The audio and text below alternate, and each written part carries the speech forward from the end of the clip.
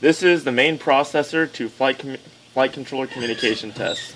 This test verifies that the UART communication between the flight controller and main processor is actively working and the data transmitted between them is accurate. Step 1. Hook up main processor to UAV power board. As you can see here, the main processor board is connected to the UAV power board. Step 2. Hook up flight controller to UAV power board. As you can see, the flight controller here is connected to the power board as well.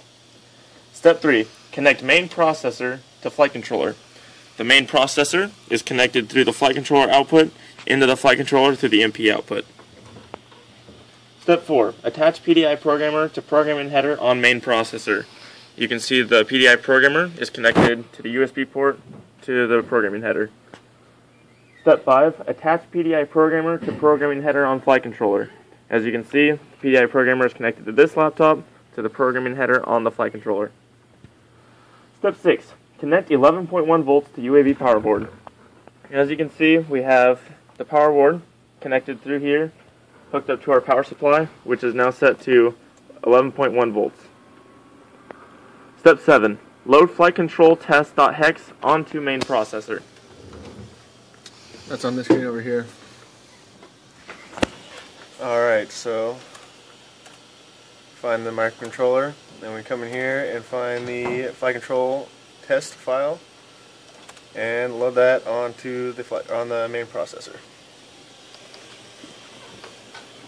Okay. So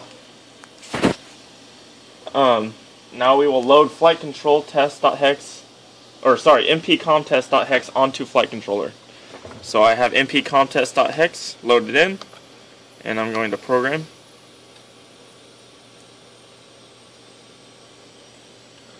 Now, once each hex file has been loaded onto the corresponding microcontrollers, the flight controller will transmit an initial value of 1 to the main processor.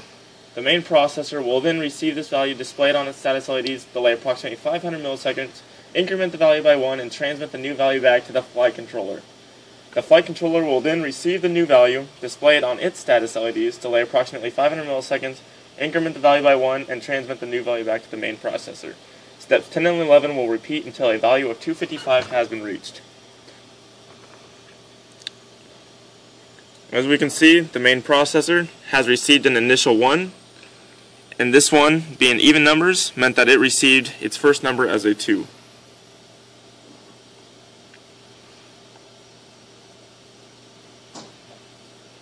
And now we wait for it to reach 255. Getting there. Slowly.